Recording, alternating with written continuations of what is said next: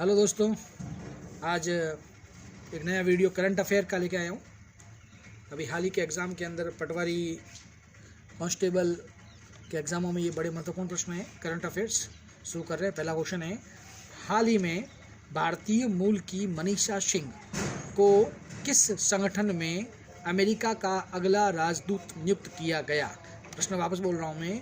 हाल ही में भारतीय मूल की मनीषा सिंह को किस संगठन में अमेरिका का अगला राजदूत नियुक्त किया गया? ऑप्शन फर्स्ट है आर्थिक सहयोग तथा विकास संगठन। ऑप्शन टू है एमनेस्टी इंटरनेशनल। ऑप्शन सी है संयुक्त राष्ट्र पर्यावरण कार्यक्रम। वापस बता रहा हूँ, संयुक्त राष्ट्र पर्यावरण कार्यक्रम। इस चारों में कौन सा ऑप्शन सही है? इसका ऑप्शन आंसर सही है आर्थिक सहयोग तथा विकास। इसमें इनको राजदूत नियुक्त किया गया। अगला प्रश्न है आपका, अयोध्या में श्री राम मंदिर की आधारशिला रखी जा चुकी है। इस मंदिर में कौन सी मंदिर स्थापत्य शैली का प्रस्तावित है? मतलब इस मंदिर को बनाने में कौन सी शैली का इस्तेमाल किया जाएगा? ए में है ऑप्शन नागर शैली, बी में द्रविड़ शैली और सी में गांधार शैली। इसका उत्तर है नागर शैली। नागर शैली से ये मंदिर बनाया जाएगा। इसके बारे में थोड़ा मैं बता देता हूँ। अयोध्या में निर्माणाधीन श्री राम मंदिर का निर्माण नागर शैली में किया जाएगा। नागर शैली कहाँ की है? नागर शैली उत्तर भारत की मंदिर वास्तुकला शैली है, जिसमें मंदिरों का निर्माण उत्कीर्ण मंच किया जाता है। मंच जिसमें गर्भगृह होता है, मंडप होता है, शिखर प्रमुख विशेषताएं होती है। नागर शैली कहाँ कहाँ है और बता देता हूँ आपको। नागर शैली देवगढ़ का दशावतार मंदिर में आपको देखने को मिल जाएगी नागर शैली। उसी प्रकार से नागर शैली दक्षिण में बहुत सारे मंदिरों में इस स्थापत्य शैली का वर्णन किया गया है। द्रविड़ शैली भी, इसके बाद द्रविड़ शैली है, वर्देश्वर का मंदिर है, कैलाश मंदिर है, ये भी इसके कुछ उदाहरण हैं। अगला प्रश्न है, कंपनी संशोधन विधेयक 2020 कंपनी संशोधन विधेयक 2020 को लोकसभा में प्रस्तुत किया गया। इस विधेयक का मूल अधिनियम क्या था?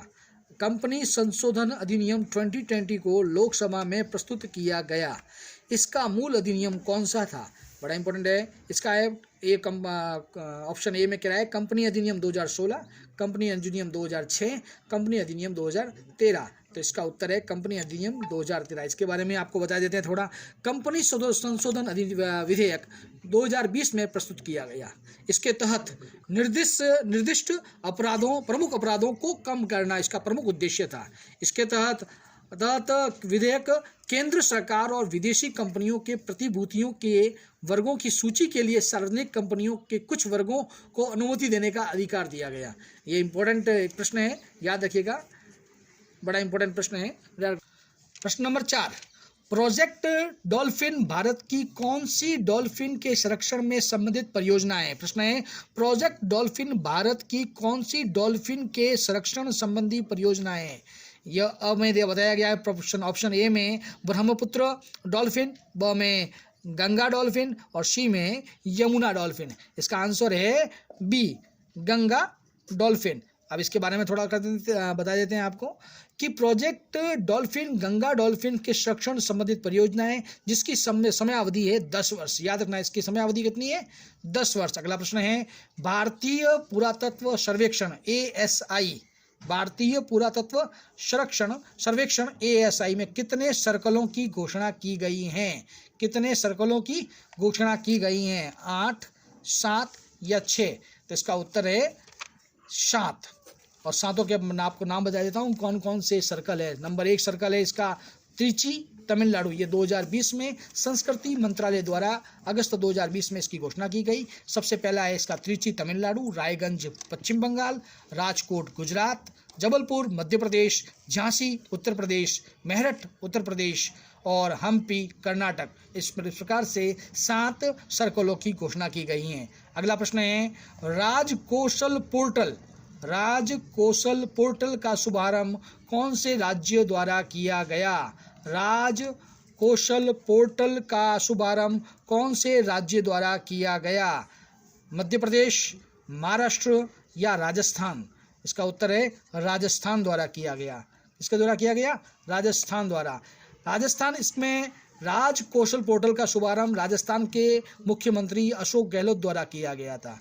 इसका प्रमुख काम है सूचना प्रौद्योगिकी व सूचना विभाग द्वारा तैयार करना। इसका प्रमुख उद्देश्य लॉकडाउन के बाद बेरोजगार श्रमिकों को काम दिलाना, सेवा प्रदाता और सेवाग्राही ऑनलाइन प्लेटफॉर्म उपलब्ध करवाना इसका महत्वपूर्ण कार्य है। अगला प्रश्न नंबर 7, इंपॉर्टेंट एक और प्रश्न। आरोग्य सेतु ऐप, शायद आप बहुत अच्छी तरीके से आपके मोबाइलों में यह अपलोड होगी। आरोग्य सेतु ऐप संबंधित हैं आपदा संरक्षण से, कोविड-19 के लिए या अंतर्राष्ट्रीय सूचना के लिए। तो इसका उत्तर आपके सामने ही है, बहुत इजी सा क्वेश्चन है इसका। तो इसका आंसर है कोविड-19 के संबंधित यह ऐप है। इसके तहत इस ऐप के द्वारा लोग कोरोना जागरूक होते हैं, प्रसार रोकने में काम होता है। ये भारतीय केंद्र सरकार द्वारा बहुत ही इंपॉर्टेंट ऐप है, आरोग्य सेतु ऐप। अगला प्रश्न है 8वां प्रश्न। हाल ही में ध्रुवस्त्र नामक एंटी टैंक गाइडेड मिसाइल का सफलतापूर्वक परीक्षण किया गया। इसका विकास किया गया कहाँ? विकास कौन सी कंपनी ने किया, इसके बारे में प्रश्न है। हाल ही में ध्रुवस्त्र नामक एंटी टैंक गाइडेड मिसाइल का सफलतापूर्वक परीक्षण किया गया। इसका विकास मतलब इसकी कौन सी कंपनी या कौन सी संस्था द्वारा इसे किया गया? डसॉल्ट नामक कंपनी, इसरो या नासा? तो ये इंपॉर्टेंट क्वेश्चन है भैया, याद रखिएगा। इसको करने वाले थे, और चौथा ऑप्शन एक और मैं ले देता हूँ, चौथा ऑप्शन इसमें नहीं आया है, चौथा ऑप्शन एक और दे देते हैं आपको। इसका नाम है DRDO। इसका आंसर है DRDO कंपनी द्वारा इसका विस्तार किया गया। इसका मतलब होता है ध्रुवस्त्र विदेशी एंटी टैंक गाइडेड मिसाइल है जिसका विकास DRDO अर्थात रक्षा अनुसंधान और विकास संगठन द्वारा किया गया। यह विश्व की सबसे उन्नत टैंक हथियारों में से एक है, जो सबसे महत्वपूर्ण प्रश्न है, याद रखिएगा। DRDO का मतलब होता है रक्षा अनुसंधान और विकास संगठन द्वारा इसका विकास किया गया। अगला प्रश्न है ग्रेटा थनबर्ग को गुलेनकियन पुरस्कार से किस क्षेत्र के लिए सम्मानित किया गया? ग्रेटा थनबर्ग को गुलेनकियन पुरस्कार से किस क्षेत्र के लिए सम्मानित किया गया? ए, पर्यावरण एवं जलवायु परिवर्तन के लिए, बी, मानवाधिकार हनन के प्रति जागरूक होने के लिए, सी, घरेलू हिंसा के विरोध के लिए। इसका उत्तर है पर्यावरण एवं जलवायु परिवर्तन के लिए। पर्यावरण एवं जलवायु परिवर्तन के लिए। इसके बारे में आपको थोड़ा सा बताया देता हूँ। ग्रेटा थनबर्ग स्वीडन की 16 वर्षीय पर्यावरण कार्यकर्ता हैं। नाम याद रखना, ग्रेटा थनबर्ग स्वीडन की 16 वर्षीय पर्यावरण कार्यकर्ता हैं। ग्रेटा को टाइम पत्रिका का पर्सनल ऑफ द ईयर 2019 घोषित किया गया। ये भी इंपॉर्टेंट क्वेश्चन है, आप याद रखना। ग्रेटा को टाइम्स पत्रिका द्वारा पर्सन ऑफ द ईयर 2019 घोषित किया गया। ग्रेटा द्वारा संयुक्त राष्ट्र संघ की आम सभा में राष्ट्राध्यक्षों के समक्ष पर्यावरण संरक्षण का मुद्दा उठाया। इसी कारण से ये बड़ा महत्वपूर्ण है। भारत में ग्रेटा लिसिप्रिया कुंगजन को कहा गया है, याद रखना। भारत में ग्रेटा लिसिप्रिया किसको कहा गया? कुंगजन को कहा गया है, जो मणिपुर भारत से संबंधित हैं। अगला प्रश्न है, हाल ही में 36वां आसियान शिखर सम्मेलन आयोजित कहाँ हुआ? ये कक्षा 12th का इंपॉर्टेंट क्वेश्चन है। हाल ही में 36वां आसियान शिखर सम्मेलन कहाँ आयोजित हुआ? ऑप्शन ए है हनोई वियतनाम, ऑप्शन ब कतर दोहा, ऑप्शन सी नई Delhi Bharat, option D Moscow रूस। तो इसका उत्तर है हनोई वियतनाम में 36वां शिखर सम्मेलन आसियान का आयोजित हुआ है। आसियान का यह 36वां शिखर सम्मेलन 26 जून 2020 को वीडियो कॉन्फ्रेंसिंग के माध्यम से हनोई वियतनाम से शुरू हुआ। वीडियो कॉन्फ्रेंसिंग क्यों हुआ है आपको पता ही है, कोविड की वजह से इसका वीडियो कॉन्फ्रेंसिंग हुआ है और इस सम्मेलन ये आयोजित हुआ। इसके प्रमुख सदस्यों में से थे Indonesia, Laos, Thailand, Singapore, Philippines, Malaysia, Vietnam, Brunei, Cambodia, Myanmar सहित कुल 10 देश हैं। इसके बारे में आपको अगर और जानकारियाँ लेनी है इस आसियान के बारे में तो कक्षा 12 का भाग ब का सबसे अंतिम लेसन इसके लिए ही बनाया गया। बहुत अच्छा सा लेसन है, उसमें से आप जाकर इसकी जानकारियां ले सकते हैं। प्रश्न नंबर 11, केंद्रीय मंत्री गडकरी द्वारा अतुल्य का अनावरण किया गया। अतुल्य क्या है? प्रश्न बहुत इंपॉर्टेंट है बेटा ये कि भैया देखना दोस्तों, केंद्रीय मंत्री गडकरी का द्वारा अतुल्य का अनावरण किया गया। अतुल्य का अर्थ क्या है? अतुल्य कीटाणु रहित माइक्रोवेव डिवाइस, नदी संरक्षण संबंधी परियोजना या खाद्यान्न संरक्षण। इसका उत्तर है कीटाणु रहित माइक्रोवेव डिवाइस। याद रखिएगा। इसके बारे में थोड़ा सा बता देता हूँ मैं आपको। केंद्रीय मंत्री नितिन गडकरी द्वारा नागपुर में अतुल्य नामक टीका कीटाणु रहित माइक्रोवेव डिवाइस का अनावरण किया गया। यह डिवाइस कोविड-19 को विघटित करते हुए केवल 30 सेकंड में किसी भी परिसर को कीटाणु रहित कर सकती है। किसी भी परिसर को 30 सेकंड में, ओनली 30 सेकंड में उस कीटाणु रहित कर सकती है। यह 100% स्वदेशी है, जिसका निर्माण MSME द्वारा किया गया। मैं वापस बता रहा हूँ, इंपॉर्टेंट है। केंद्रीय मंत्री नितिन गडकरी द्वारा नागपुर में अतुल्य नामक कीटाणु रहित माइक्रोवेव डिवाइस का अनावरण किया गया। इसके तहत इसका कारण है, यह डिवाइस कोविड-19 को विघटित करते हुए केवल 30 सेकंड में उस परिसर को कीटाणु रहित कर सकती हैं। इसका निर्माण MSME द्वारा किया गया। अगला प्रश्न है आपका। अगला प्रश्न है, एशिया के सबसे बड़े सौर ऊर्जा संयंत्र का उद्घाटन किया गया। एशिया के सबसे बड़े सौर ऊर्जा संयंत्र का उद्घाटन किया गया। यह प्रश्न भी आपके 12th क्लास का इंपॉर्टेंट क्वेश्चन है। एक 12th क्लास ज्योग्राफी में बड़ा इंपॉर्टेंट क्वेश्चन है। एशिया के सबसे बड़े सौर ऊर्जा का उद्घाटन किया गया। ये कहाँ पर अवस्थित हैं? ऑप्शन अ रीवा मध्य प्रदेश, जयपुर राजस्थान, कोटा राजस्थान या लखनऊ उत्तर प्रदेश। इसका उत्तर है रीवा मध्य प्रदेश में इसका उद्घाटन किया गया। यह एशिया का सबसे बड़ा 750 मेगावाट का सौर ऊर्जा परियोजना है। इसे Rewa ultra mega solar limited RUMSL, वापस बता रहा हूँ, RUMSL द्वारा 15,000 हेक्टेयर क्षेत्र में इसको विकसित किया गया है। यह 750 मेगावाट सौर ऊर्जा का उद्देश्य से बनाया गया है। इसे Rewa ultra mega solar limited RUMSL द्वारा बनाया गया है। इसे प्रतिवर्ष क्या होगा, 15 लाख टन कार्बन डाइऑक्साइड के बराबर कार्बन उत्सर्जन कम करेगी यह क्षेत्र में। याद रखिएगा, इंपॉर्टेंट प्रश्न है ये भी। अगला प्रश्न है, समुद्री बचाव और सुरक्षा पर एक समझौता ज्ञापन, वापस बता रहा हूँ, समुद्री बचाव और सुरक्षा पर एक समझौता ज्ञापन पर हस्ताक्षर कौन कौन से देशों के मध्य हुआ?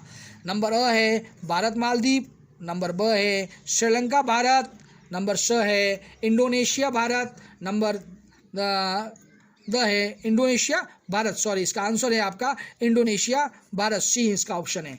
यह समझौता भारत और इंडोनेशिया के मध्य हुआ। कौन सा था? समुद्री बचाव और सुरक्षा समझौता। इसके तहत कानून परिवर्तन, समुद्री खोज, बचाव, समुद्र प्रदूषण, इसके बारे में यह एक समझौते पर हस्ताक्षर हुआ। किस तरीके से हम काम करेंगे समुद्र के अंदर। अगला प्रश्न है, निष्ठा विद्युत मित्र योजना किससे संबंधित है? निष्ठा विद्युत मित्र योजना किससे संबंधित है? करंट अफेयर में एक और इंपॉर्टेंट क्वेश्चन है ये। इसमें ऑप्शन है विद्युत परियोजना है क्या ये रेल परियोजना है या महिला सशक्तिकरण है? इंपॉर्टेंट प्रश्न है ये। निष्ठा विद्युत मित्र योजना किससे संबंधित है? यह इसका उत्तर है महिला सशक्तिकरण। प्रश्न घूमने वाला है आपके अंदर, इसमें विद्युत दिया हुआ था, आप विद्युत परियोजना ना लिख दें।